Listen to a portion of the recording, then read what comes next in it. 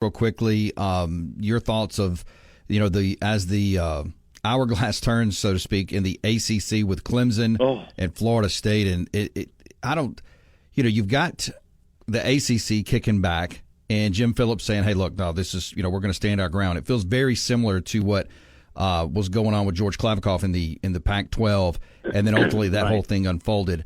Are we seeing a repeat of what happened in the Pac-12?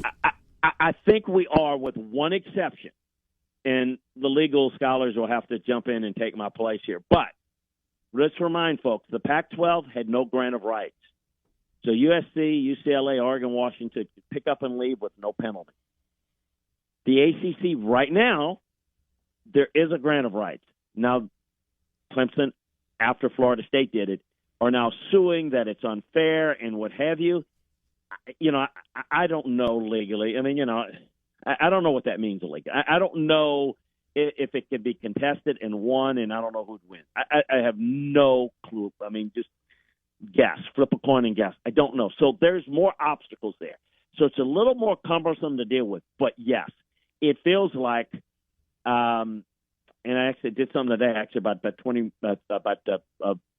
45, 50 minutes ago about that on one of my podcasts, about just that. It feels like it's going to collapse, which, again, let's remind folks why. People say, well, why would they bring in Cal, Stanford, and SMU? It makes no sense. Remember, the grant of rights agreement says that if they fall below a certain number of teams, then the grant of rights is revoked.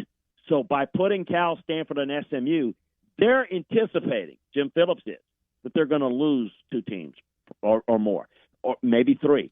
So this allows them to still hold to the grant of rights agreement to the other schools like North Carolina, Miami, et al., because there's the right number or enough number of teams in the program. But yeah, it kind of looks like everyone's a little different. You got the Power 2, and then Pac-12 is folded, as you mentioned, and then the Big 12 has done a good job with numbers.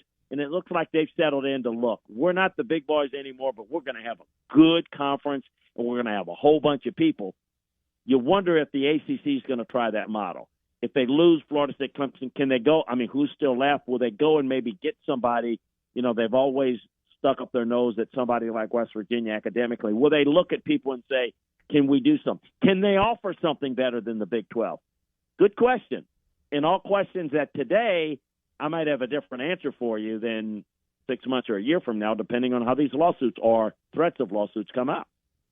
Make sure to grab him on X at Landry Football, LandryFootball.com. Get the podcast. Chris, always appreciate your time. Have a great week, and we'll do it again next week. Hey, thanks. Appreciate it. Appreciate you having me.